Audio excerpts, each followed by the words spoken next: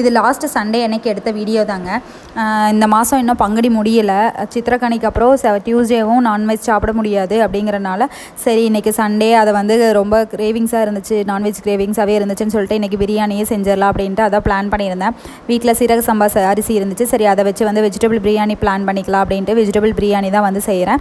யூஸ்வலாக செய்கிற மாதிரி தான் இன்றைக்கி வந்து குக்கர்லேயே செஞ்சுட்டேன்.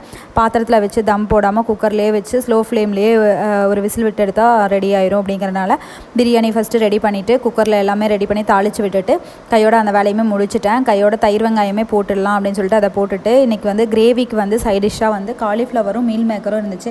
அதை வச்சே நம்ம செஞ்சுக்கலாம் அப்படின்னு சொல்லிட்டு அதுதான் ரெடி பண்ணியிருந்தேன். யூஸ்வலாக செய்கிற மாதிரி தான் செஞ்சுட்டு கொஞ்சமாக தேங்காய் மட்டும் அரைச்சி ஊற்றி ரெடி பண்ணியாச்சு. சண்டே வந்து ரிலாக்ஸ்டாக பீஸ்ஃபுல்லாக மதியானம் எல்லோரும் ஒன்றா உட்காந்து சாப்பிட்ற சுகமே தனி தாங்க. இந்த சண்டேவே எங்களுக்கு அப்படி தான் போச்சு. பட் ஆனால் நான்வெஜ் மட்டும்தான் மிஸ்ஸிங். என்னோடய வீடியோ பிடிச்சா லைக் பண்ணுங்கள், நம்ம சேனலுக்கு ஒரு சப்ஸ்கிரைப் பண்ணுங்கள்.